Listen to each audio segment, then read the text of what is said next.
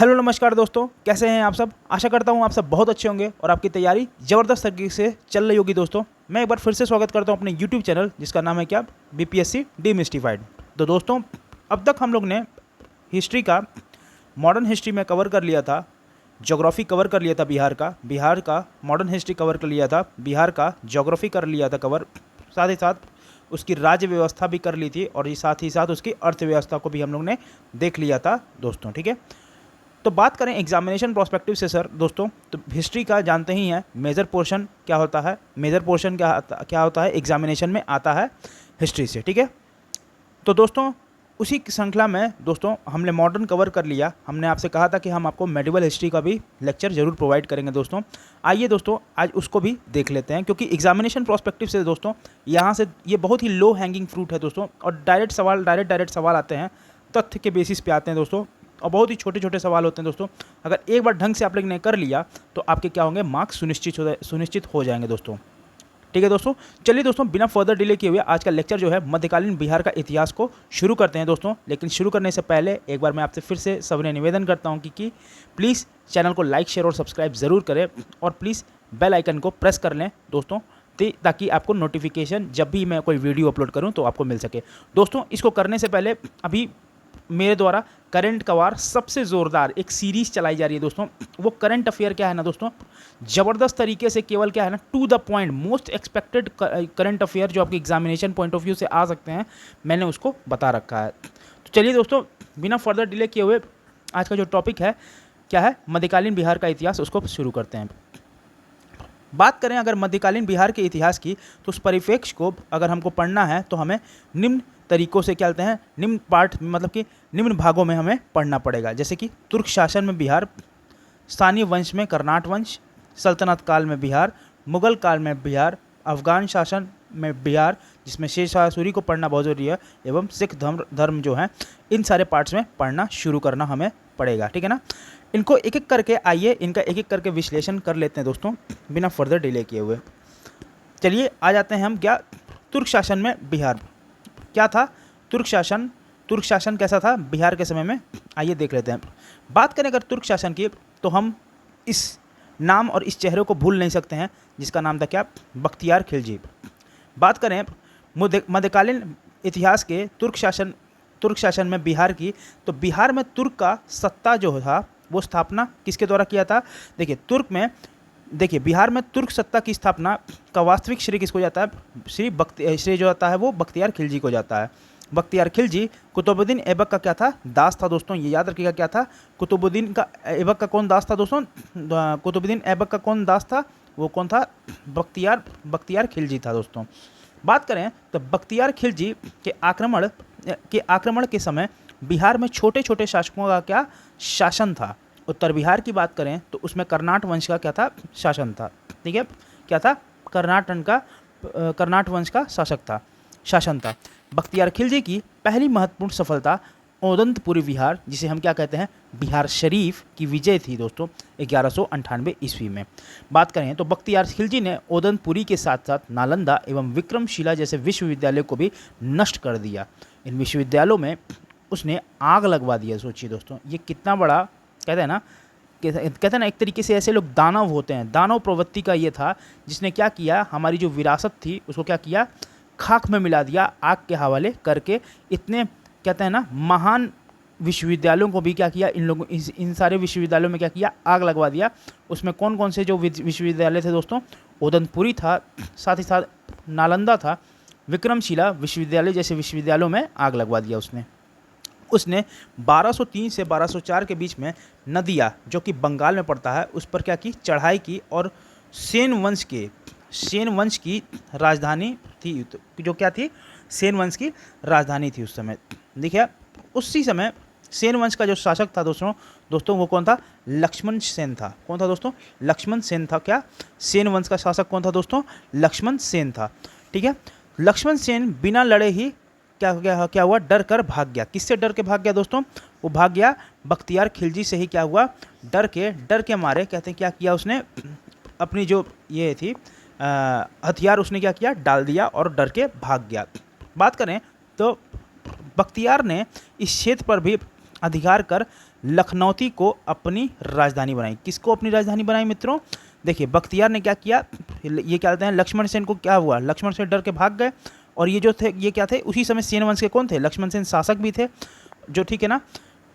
उस समय क्या हुआ दोस्तों, ये जो नदिया बंगाल जो था उस पर चढ़ाई भी किसने की थी, बख्तियार खिलजी ने की थी। तो ये क्या कहना चाह रहा है, ये कहना ये चाह रहा है कि बख्तियार ने इसी क्षेत्र पर क्या किया, अधिकार कर लिया। कौन से, नदिया बंगाल पे, ठीक है ना, क्या किया, बंगाल कर लिया। और लखनौती को क्या किया, अपनी राजधानी बनाया। दोस्तों इसको भूलिएगा नहीं, सवाल यहाँ से पूछ सकता है। बात करें बख्तियार की हत्या उसके एक अधिकारी जिसका नाम अली मर्दान था, उसने ही कर दी थी। तो देखिए उसकी पूछ सकता है, बख्तियार खिलजी की मृत्यु किस वजह से हुई दोस्तों, किस वजह से हुई उसकी मृत्यु? उसके अधिकारी एक थे अली मर्दान ने उनकी हत्या करके उनका क्या किया, हत्या कर दिया। उसके शव को बिहार शरीफ के इमादपुर में दफनाया गया। किसके, बख्तियार खिलजी के। दोस्तों अगर हम लोग ने क्या किया, अभी जो तुर्क शासन में बख्तियार खिलजी का जो समय था उसको देख लिया कि बिहार में किस तरीके से क्या इनका प्रोमिनेंट तरीके कहते हैं, जिस तरीके से इन्होंने राज किया या जो भी चीज़ की वो हम लोग ने देख लिया है, ठीक है ना। अब हमारा जो अगला टॉपिक है क्या, स्थानीय वंश, जो कि कर्नाट वंश है। दोस्तों अगर कर्नाट वंश की बात करें दोस्तों, तो यह मिथिला के कर्नाट वंश है, ठीक है ना। मिथिला का क्या है, कर्नाट वंश। पाल वंश के पतन के दौरान ही दोस्तों, देखिए पहली बात तो ये जानना जरूरत है, जो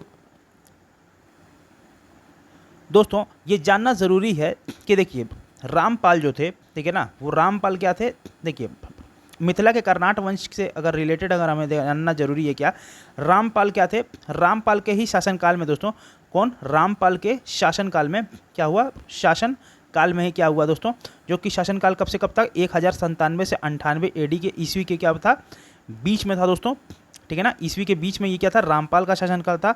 उन्होंने ही क्या हुआ, बिहार का एक तिरहुत क्षेत्र है जिसे हम क्या कहते हैं, बिहार का जो है एक तिरहुत क्षेत्र है दोस्तों, कौन सा, तिरहुत, क्या है, तिरहुत, क्या है, तिरहुत क्षेत्र है दोस्तों। उसमें क्या किया, मिथिला में कर्नाट वंश की स्थापना किसने के द्वारा किया गया, किसके द्वारा किया गया दोस्तों, नान्यदेव के द्वारा किया गया, ये याद रखिएगा, ठीक है।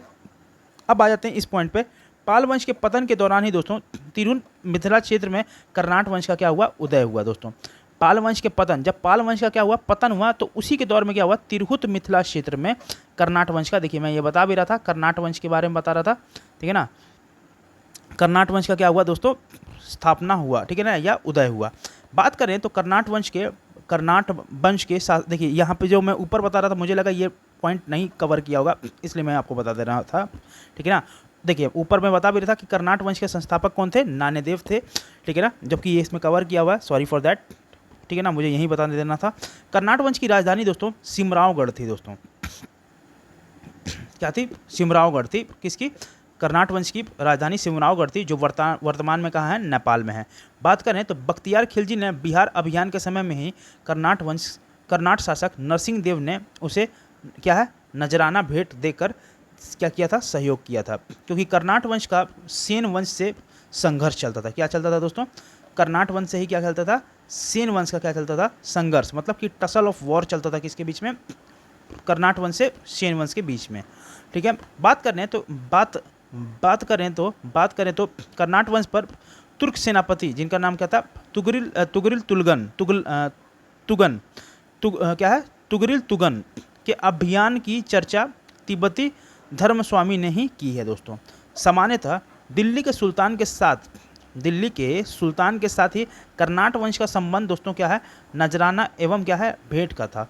परंतु ग्यासुद्दीन तुगलक ने अपना बंगाल अभियान में ही 1324 से 25 ईस्वी के क्रम में कर्नाट क्षेत्र पर क्या किया, विजय प्राप्त कर लिया। क्या हुआ, देखिए दोस्तों थोड़ा क्लमजी हो गया होगा, रुकिए मैं इसको और सिंप्लीफाई करता हूँ। सामान्यतः दिल्ली के जो सुल्तान थे, कौन, दिल्ली के सुल्तान के साथ कर्नाट वंश का जो था संबंध क्या था, नजराना एवं भेंट का था, ठीक है ना। तो मतलब क्या था, बहुत ही अच्छा था, फर्म था, ठीक है ना। दिल्ली के सुल्तान और कर्नाट वंश के क्या संबंध अच्छे थे।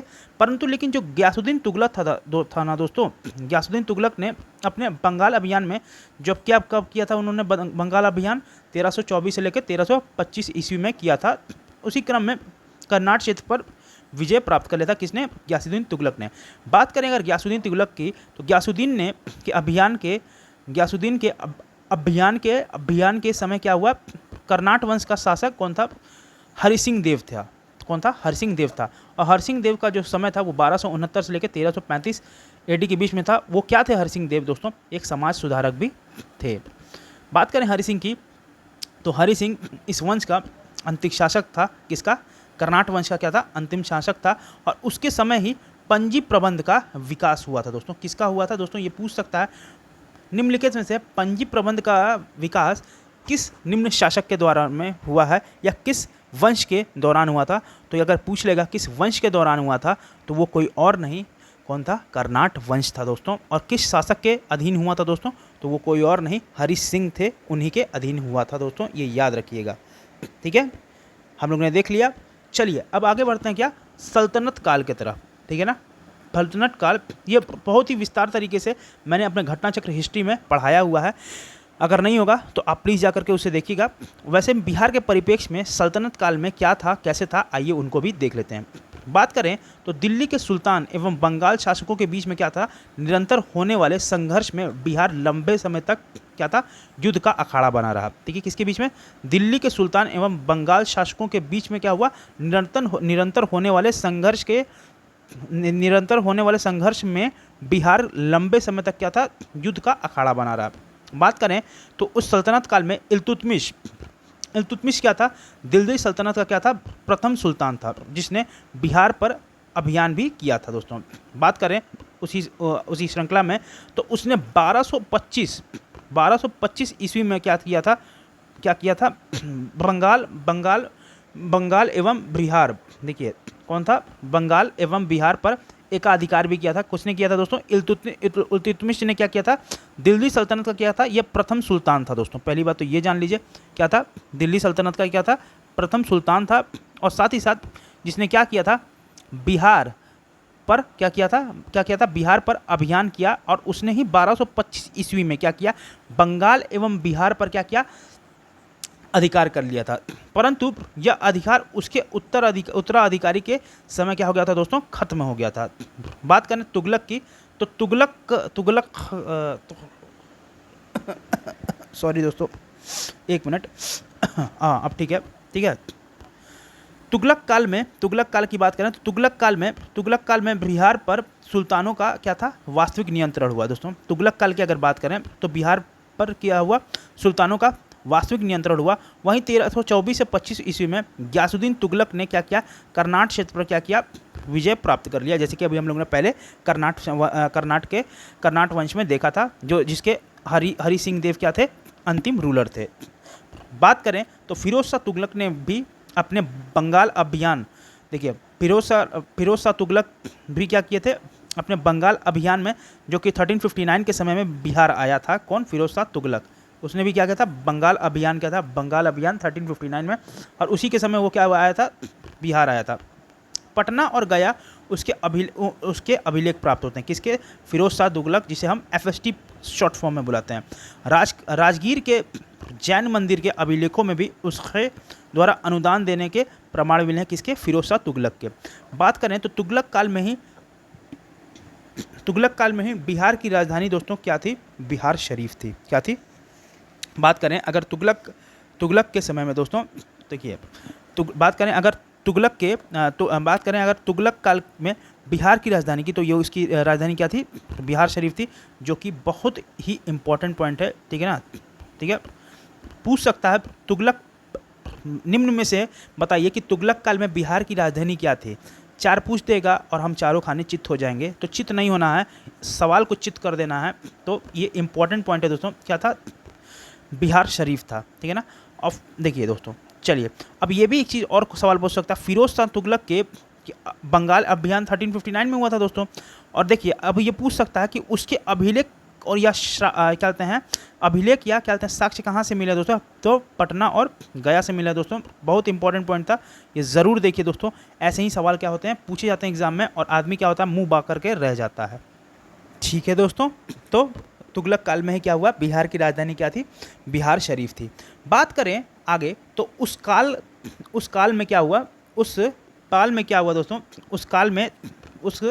काल में बिहार शरीफ का नगर क्या था? बौद्ध धर्म था दोस्तों। ये याद रखिएगा, बिहार शरीफ का नगर क्या था? बौद्ध धर्म का प्रमुख केंद्र था। क्या था? उस काल में बिहार शरीफ का बिहार शरीफ का नगर क्या था, बौद्ध धर्म का क्या था, बौद्ध धर्म का क्या था, प्रमुख केंद्र था। ये याद रखिएगा। उस समय, किस समय, जब तुगलक काल का जब राजधानी क्या हो गई, बिहार शरीफ बनाई गई, तो उसी काल में बिहार शरीफ का नगर क्या था, बौद्ध धर्म था दोस्तों। ये याद रखिएगा, बहुत इंपॉर्टेंट सवाल है, सवाल फ्रेम हो सकता है। अब जैसे मैं सवाल फ्रेम कर रहा हूँ तो आपका भी अब दिमाग काम कर रहा होगा। जैसे जैसे मैं आपसे सवाल डिस्कस कर रहा हूँ कि दोस्तों ऐसे सवाल पूछा जाता है, तो अब आपने भी दिमाग को लगाओ कि हाँ यार, अब कैसे सवाल पूछ सकता है। चलिए अगले पॉइंट को देखते हैं। तुगलक काल में, तो तुगलक काल में बिहार के प्रशासकों में सबसे महत्वपूर्ण नाम किसका था, मलिक इब्राहिम का था दोस्तों, ठीक है ना। तुगलक काल में बिहार के प्रशासकों की अगर बात करें तो सबसे महत्वपूर्ण नाम किसका था, क्या था, मलिक इब्राहिम का था, ठीक है ना। जो क्या था, मालिक क्या है, जो मालिक बायां कहलाते थे। क्या कहलाते थे दोस्तों, वो क्या कहलाते थे, क्या कहलाते थे, मालिक बायां। क्या मालिक बायां कौन कहलाता था, मोहम्मद क्या कहते हैं, मलिक इब्राहिम क्या कहलाते थे, मलिक बायां भी क्या कहते थे, कहलाते थे। बात करें तो इनका मकबरा बिहार शरीफ में पहाड़ी पर स्थित है दोस्तों। किसका, मलिक बायां या इब्राहिम मलिक की बात करें, ठीक है। 13वीं शताब्दी के मध्य मिनहाज की संरचना, मिनहाज की रचना जो थी, तबकाते नासरी में बिहार नाम का क्या था, उल्लेख मिलता है दोस्तों। बहुत इंपॉर्टेंट पॉइंट पूछ सकता है, मध्यकालीन इतिहास का वो कौन सा, एक कहते हैं, ये पूछ सकता है ना, 13वीं शताब्दी के मध्य में या मध्यकालीन इतिहास में मिनहाज की वो कौन सी रचना है जिसमें बिहार का नाम उल्लेख मिलता है, तो वो कोई और नहीं क्या है, तबकाते नासरी है दोस्तों। याद रखिएगा, मिनहाज उस के स्वराज का क्या है, तबकाते नासरी। ये सब बहुत इंपॉर्टेंट है दोस्तों, जिसमें बिहार का क्या है, नाम उल्लेखित है। बात करें, हम लोग ने क्या देख लिया, हम लोग ने अभी तुगलक शासन को देख लिया, बिहार में क्या उसका क्या था, किस तरीके से उसका शासन था। अब देख लेते हैं अफगान शासन में बिहार कैसा था और उसकी रूपरेखा क्या थी बिहार में अफगान शासन की। आइए उसको भी देखना ज़रूरी है। बात करें तो सिकंदर लोदी ने 1495 से 96 ईस्वी में दरिया खान नूहानी को बिहार का प्रशासक या राजपाल क्या किया था, नियुक्त किया था। बात करें तो इब्राहिम लोदी की जो मृत्यु के बाद दरिया खान नूहानी का पुत्र बहार खान नूहानी ने स्वतंत्र सत्ता की घोषणा कर दी। साथ ही साथ दूसरी ओर अफगान शासक मोहम्मद लोदी बाबर से बचने के लिए क्या किया, बिहार आ गया। बाबर ने 1529 में घाघरा के युद्ध में बिहार के इन अफगानों को क्या किया, पराजित भी कर दिया। घाघरा के युद्ध के बाद बिहार में शेर शाह के नेतृत्व में पुनः अफगान का क्या हुआ, उदय हुआ, ठीक है ना। याद रखिएगा, घाघरा का ही युद्ध के बाद क्या हुआ, घाघरा का जब युद्ध, देखिए बाबर ने क्या किया, 1529 में घाघरा के युद्ध में क्या हुआ, बिहार में इन अफगानों को क्या किया, पराजित कर दिया, ठीक है ना। साथ ही साथ घाघरा का जब युद्ध के बाद क्या हुआ, घाघरा का जब युद्ध हो गया, घाघरा का जब युद्ध हो गया तो क्या हुआ, बाद में बिहार में क्या हुआ, शेर शाह के नेतृत्व में। दोस्तों ये याद रखिएगा, बहुत इंपॉर्टेंट है। देखिए घाघरा के युद्ध के बाद शेर शाह के नेतृत्व में क्या हुआ, पुनः अफगानों का क्या हुआ, उदय हुआ, ठीक है। जब उन्होंने क्या किया, देखिए घाघरा के युद्ध में क्या किया, इन अफगानों को ये किया, और घाघरा के युद्ध के बाद क्या हुआ, बिहार में फिर शेरशाह का नेतृत्व हुआ, क्योंकि शेरशाह ने क्या हुआ, जरूर जाहिर सी बात है बाबर को हरा दिया होगा, तभी तो अफगानों का फिर से उदय हुआ होगा। समझ रहे हैं ना पॉइंट को। तो शेरशाह क्या है, बहुत ही इंपॉर्टेंट लीडर है बिहार के प्रोस्पेक्टिव से। शेरशाह बहुत इंपॉर्टेंट है दोस्तों, ये देख लीजिएगा, सवाल यहाँ से भी बनने की पूरी चांसेज हैं। बात करें ये शेरशाह सूरी कौन था या कौन थे। शेरशाह सूरी का जन्म 1486 ईस्वी में हुआ था दोस्तों। उनके पिता का नाम हसन खान था, जो क्या था, सासाराम के क्या थे, जागीरदार भी थे, ठीक है। बात करें शेरशाह के बचपन का नाम क्या था, फरीद खां भी था। बाबा खान नूहानी ने फरीद खां को शेर खां की भी क्या थी, उपाधि थी। तो याद रखिएगा दोस्तों, बहार खान नूहानी जो थे, उनका क्या नाम था, बहार खान नूहानी ने फरीद खां को क्या किया, शेर खां की क्या हुई, उपाधि दी, ठीक है ना।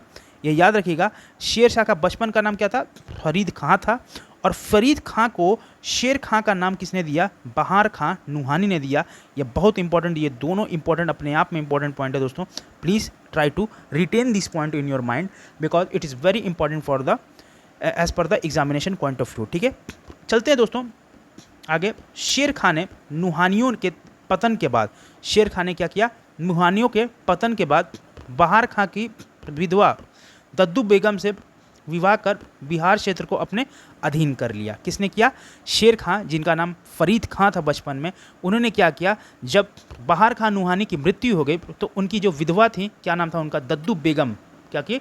क्या थी? दद्दू बेगम। क्या था? दद्दू बेगम। क्या है? नहीं, दद्दू बेगम नहीं है, क्या नाम है? दूदू बेगम है, ठीक है ना। दूदू बेगम से क्या किया? विवाह करके क्या किया? बिहार क्षेत्र को अपने अधीन कर लिया, ठीक है। बात करें तो शेर खां ने 1534 ईस्वी में भी सूरजगढ़ की लड़ाई की और बंगाल को पराजित कर उस पर क्या किया? अधिकार कर लिया। किसने? शेर खां ने। बात करें 1539 में तो चौसा के युद्ध में हुमायूं को पराजित करके शेरशाह की उपाधि भी किसने की?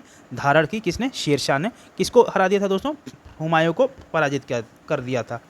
बात करें 1540 ईस्वी की लड़ाई में तो बिलग्राम का युद्ध हुआ, ठीक है ना। कन्नौज में क्या हुआ? बिलग्राम का युद्ध हुआ, जिसमें हुमायूं को पराजित कर उसने क्या किया? दिल्ली में शूर वंश की भी क्या की? स्थापना कर दी। उसने क्या किया? हुमायूं तक को हरा दिया। देखिए 1539 में भी क्या हुआ? हुमायूं को हराया। क्या? बैटल ऑफ चौसा में, नहीं क्या हुआ? बैटल ऑफ चौसा में, ठीक है। 1540 में क्या हुआ? बैटल ऑफ कन्नौज, जिसे हम बिलग्राम का युद्ध भी कहते हैं। बिलग्राम का युद्ध भी कहते हैं। किसको? कन्नौज के युद्ध को 1540 में हुआ था। उसने क्या हुआ? हुमायूं को क्या किया? फिर से भी क्या किया? पराजित कर दिया। हुमायूं को पराजित कर उसने क्या किया? दिल्ली में शूरवंश की क्या की? स्थापना कर दी। बट 1541 ईस्वी का वो समय था जब शेरशाह ने पटना का दुर्ग बनवाया तथा साथ नगर को बिहार की राजधानी भी बनाई, ठीक है ना। किसने क्या किया? पटना को दुर्ग बनवाया और इसी नगर को क्या किया? बिहार की राजधानी भी बनाई। किसके द्वारा बनाया गया?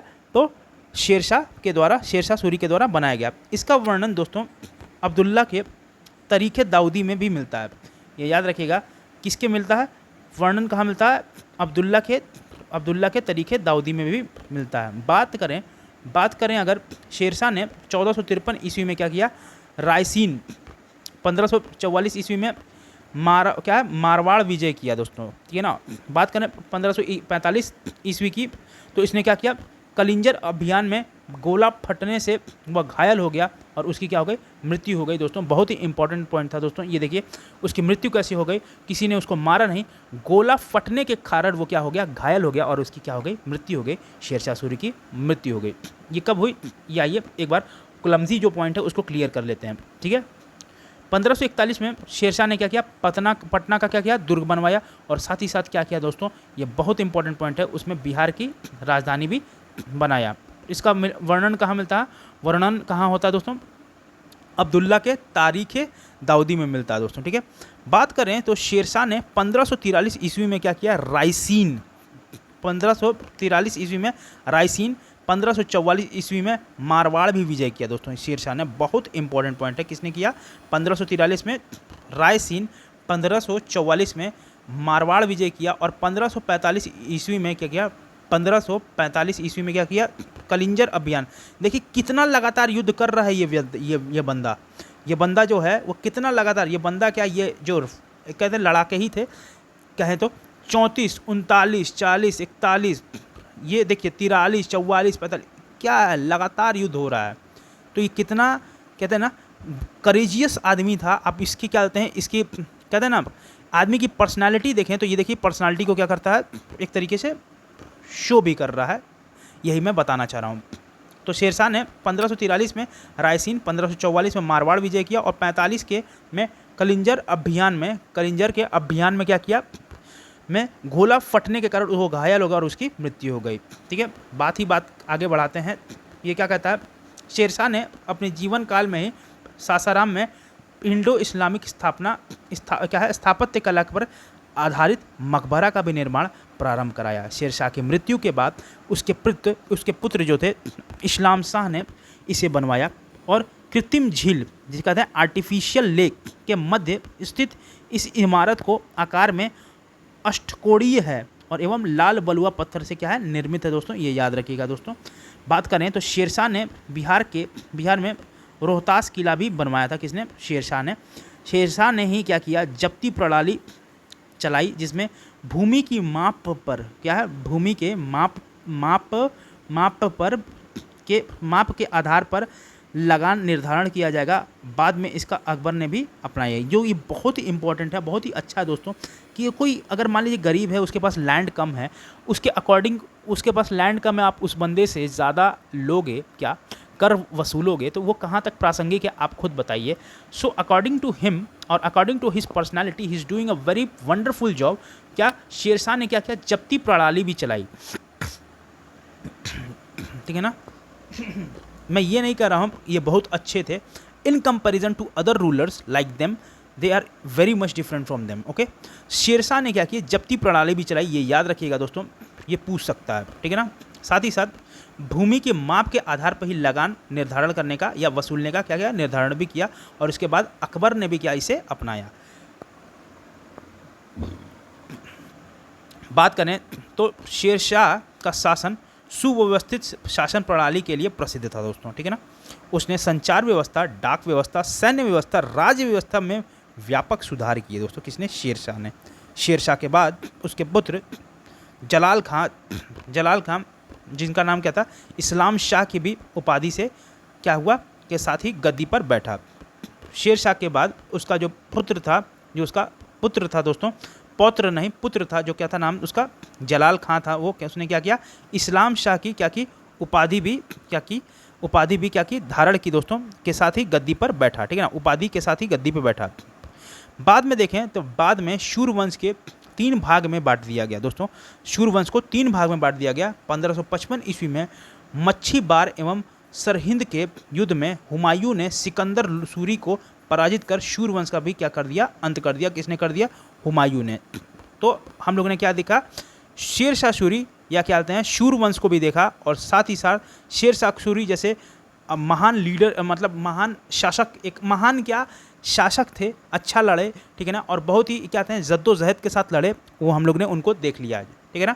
और साथ ही साथ हम लोग ने क्या, अफगान का क्या समय था बिहार में, उसके भी परिदृश्य को देख लिया है। अब जो समय है दोस्तों वो किसका है, मुगल काल का बिहार में, आइए उसको भी देख लेते हैं। शेरशाह के मृत्यु के बाद कुछ वर्षों तक शूरवंश की सत्ता बनी रही, लेकिन 1555 से 56 के में मुगल राज की पुनः स्थापना हो गई दोस्तों। दिल्ली की बात करें तो दिल्ली में मुगल राज की पुनः स्थापना के समय बिहार में ताज खां करारनी के नेतृत्व में ही अफगान राज का क्या हुआ, गठन किया गया। ताज खां करारनी के ने अकबर के प्रति सम्मान की नीति अपनाई, और लेकिन उसने अपने पुत्र दाऊद खां करारनी को क्या किया, इसका विरोध किया। उसके जो पुत्र थे दाऊद खां करारनी ने इसका क्या किया, विरोध भी किया। साथ ही साथ अकबर ने उसे दंडित करने के लिए स्वयं आक्रमण किया। साथ ही साथ क्या हुआ, 1576 ईस्वी में उसने पटना को जीत लिया, और दाऊद खां को पटना छोड़कर भागना पड़ गया। दाऊद खां बिहार का अंतिम अफगान शासक था। यह बहुत इंपॉर्टेंट पॉइंट है दोस्तों, केवल बढ़ते चले जाने से इसका मतलब ये मत समझिएगा 2-3 बार इन्फोसाइज कर दिया मतलब वो पॉइंट इंपॉर्टेंट हो गया। अब आप भी समझने की कोशिश कीजिए, ठीक है। 1580 ईस्वी की वो समय था जब बिहार को मुगलों द्वारा सूबा या प्रांत का दर्जा प्राप्त हुआ। साथ ही साथ अकबर द्वारा मुनीम खां को बिहार का गवर्नर बनाया गया दोस्तों, ये याद रखिएगा। बिहार का गवर्नर किसको बनाया गया, मुनीम खां को बनाया गया। अकबर ने क्या किया,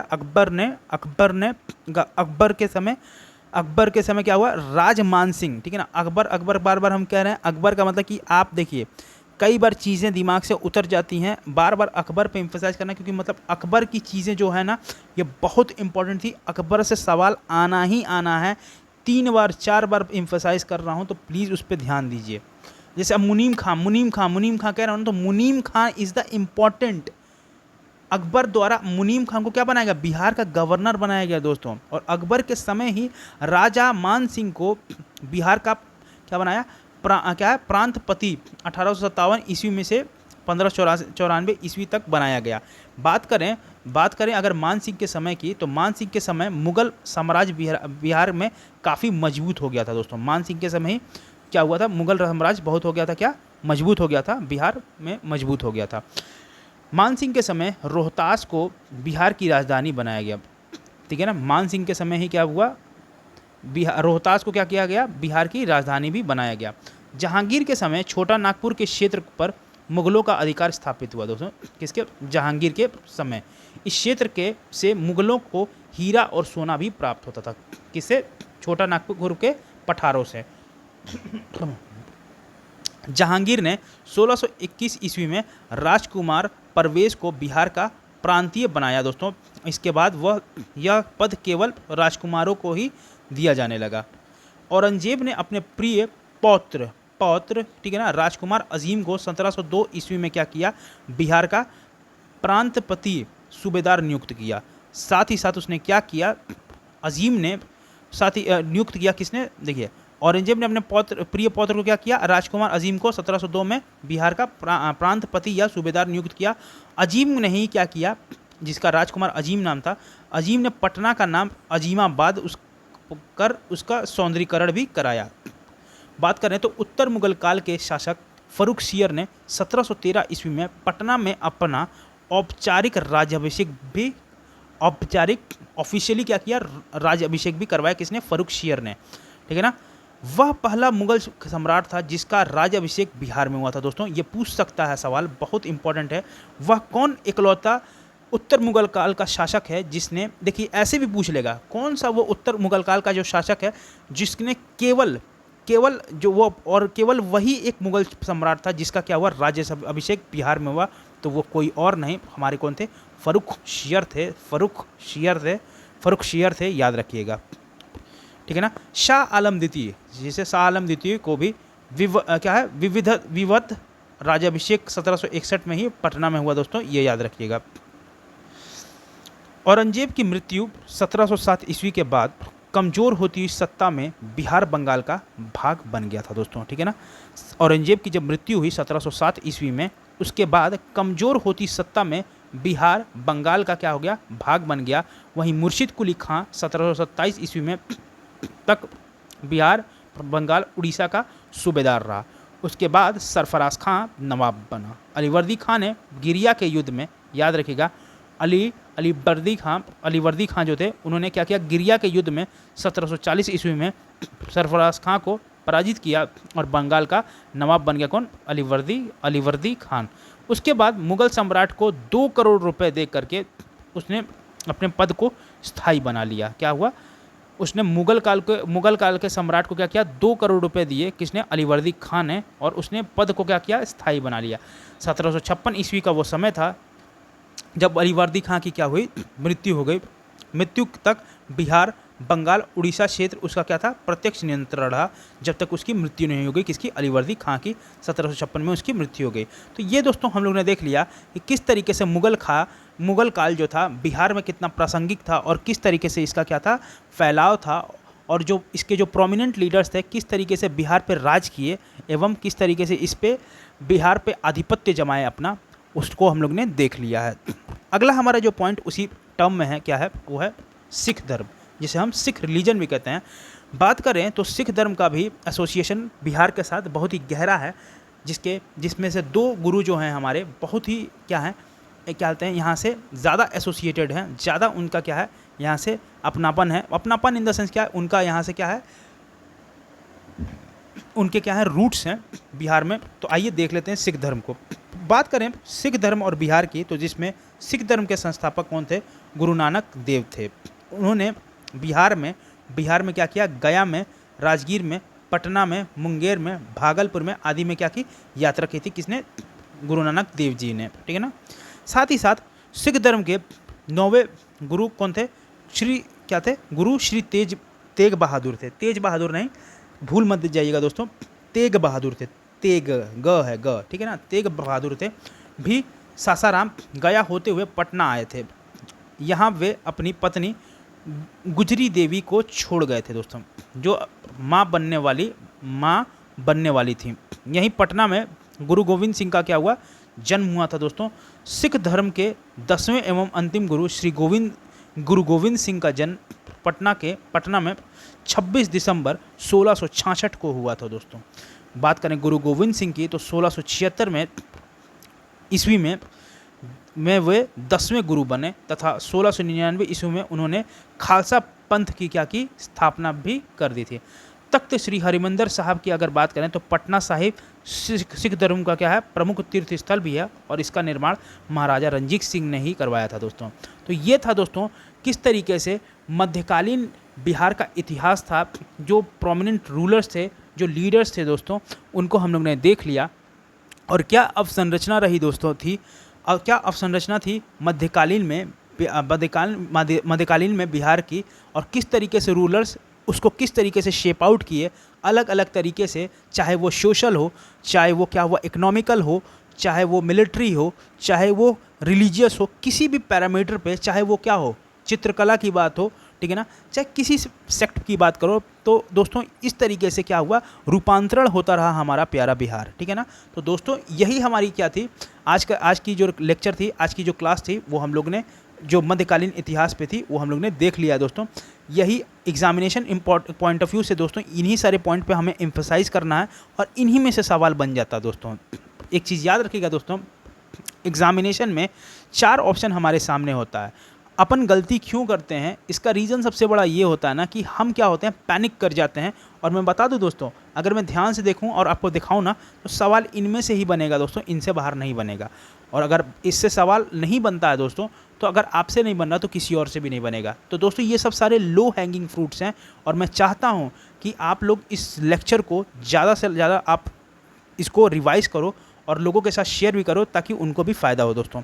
चलिए दोस्तों, अब हम अगले लेक्चर में मिलेंगे, जिसमें हम अपना बायोलॉजी का भी सेक्शन को कवर करेंगे। साथ ही साथ देखिए, बायोलॉजी का एक लास्ट पॉइंट आने वाला है दोस्तों, जो बहुत इंपॉर्टेंट है एग्जामिनेशन पॉइंट ऑफ व्यू से, वो पेंडिंग चल रहा है, उसको भी आपको देना है। और साथ ही साथ देखिए, करंट का वार सबसे ज़ोरदार, करंट के सेशंस को देखो दोस्तों, अगर वो 30 नंबर वहाँ से आप कवर कर लो, देखो 30 नंबर वहाँ से कवर कर लो, ठीक है ना, 30 नंबर आप करंट से कवर कर लो, 30 नंबर आप साइंस से कवर कर लो, ठीक है, और साथ ही साथ 30 नंबर क्या कर लो, आप बिहार से कवर कर लो। तो 90 क्वेश्चन तो दोस्तों आपके हो गए, प्लस नेगेटिव मार्किंग है, तो क्या हुआ, आपका सिलेक्शन वैसे ही हो जाएगा दोस्तों।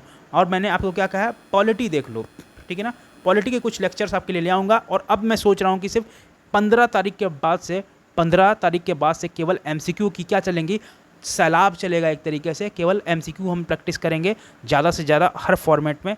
जो एग्जामिनेशन पॉइंट ऑफ व्यू से क्या रहेगा, इंपॉर्टेंट रहेगा दोस्तों, उनको हम क्या करेंगे, प्रैक्टिस आउट करेंगे दोस्तों। तो चलिए दोस्तों, आज का लेक्चर होप है कि आप लोगों को अच्छा लगा होगा। अगर कोई बात रहे तो please let me know in the comment section box, so that's why कि मैं उसको रिजॉल्व कर सकूं जो प्रॉब्लम हो, ठीक है ना दोस्तों।